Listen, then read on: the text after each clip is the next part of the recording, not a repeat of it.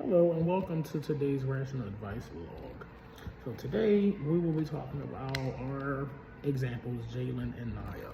So in today's video, I want to talk about something that happens to all of us, and it can happen in any type of relationship, whether that relationship be with a family member, a romantic relationship, or even a friendship. It is when one person opens up and shares their feelings, but end up feeling like the other person just does not get it. Not because they don't care, but because they're not listening in the right way. And as we know, all people don't grow up the same way. All people don't listen and learn the same way.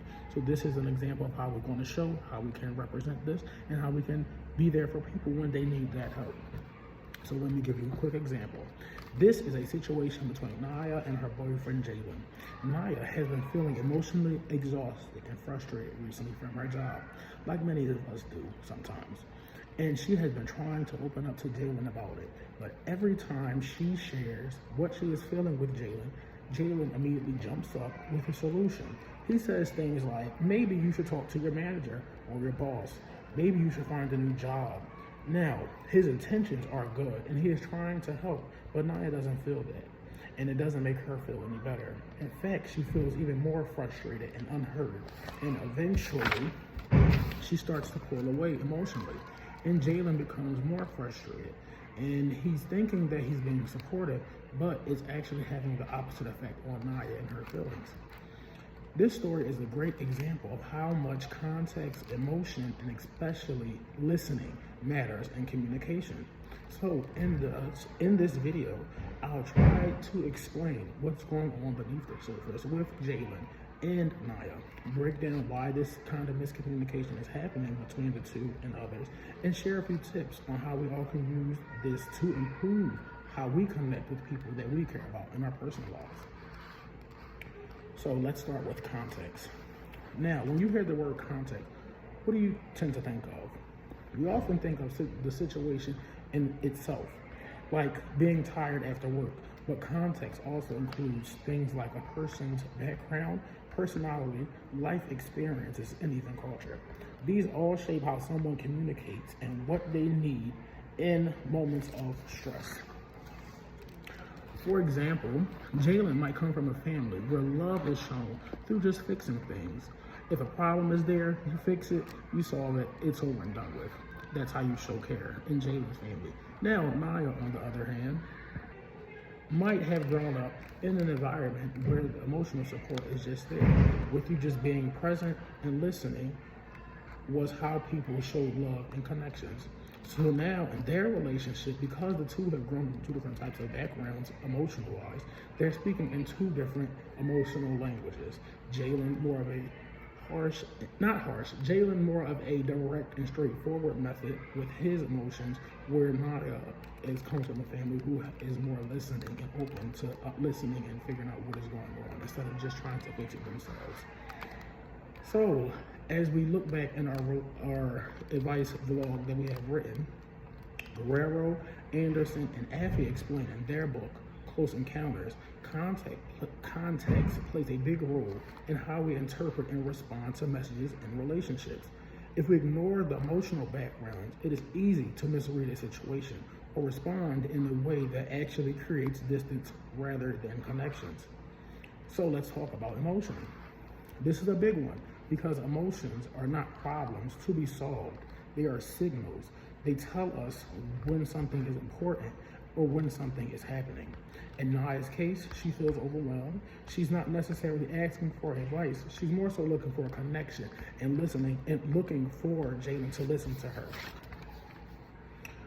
Daniel Golem, who wrote Emotional Intelligence, emphasizes that emotional intelligence means being able to recognize, understand, and manage not only your emotions, but also the people who are around you and others' emotions as well.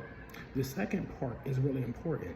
Jalen hears Naya's words, but he does not tune into the emotional aspect and what comes behind them.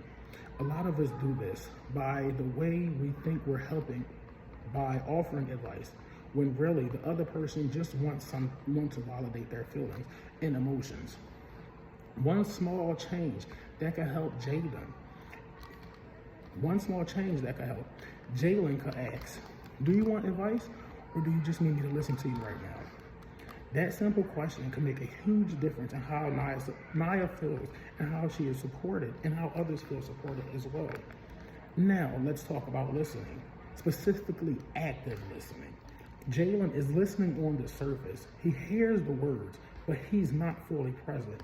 And that's the difference between hearing and listening actively.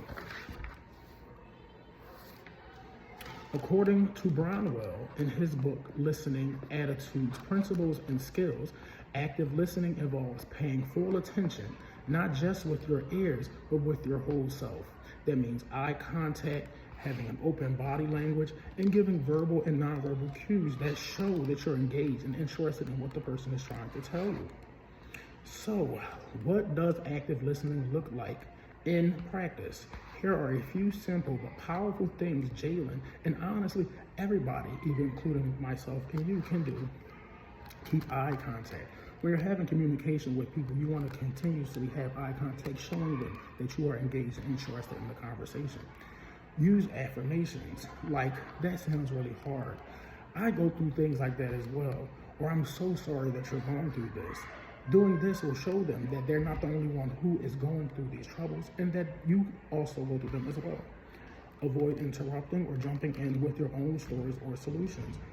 During times like this, you want the person to express themselves freely and you don't want to make things about you. Let the person express themselves, and if you have time to express your thoughts or your feelings or your story, you can. But you also want to reflect back on what you hear. Like, it sounds like work has been really overwhelming lately. These responses may seem small, but they're powerful. They let the other person know that you see them, you hear them, and you're there emotionally. And their emotions are valid. And when someone feels they're truly heard, they're more likely to feel that they are in a safe place, supported, and connected with you. In conclusion, so let's bring it all together. In any relationship, understanding context helps you meet people where they are and interested in who you are. I do apologize. Let's go back. In any relationship, understanding context helps you meet people where they are instead of where you are. Turning into emotions helps you connect instead of trying to fix. And participating and practicing active listening builds trust, emotional intimacy, and real connections. We often think that helping means giving advice, but it goes way more and can be further than that. But sometimes the most helpful thing that you can do is just be there and listen to that person. Sit in the feelings with the other person. Don't rush them. Don't try to solve their problem. Just be present. So here's my challenge to you and anybody who's watching this video. The next time someone opens up to you, whether it be a friend, partner, or family member, try pausing before you respond. Ask them how they feel, what they may need, and really, truly listen. Because in the end, communication isn't just about the words that you choose to use. It's about making someone feel seen, heard, and understood. Thank you so much for watching, and remember, you don't have to have the right answers. You just have to be present and be there.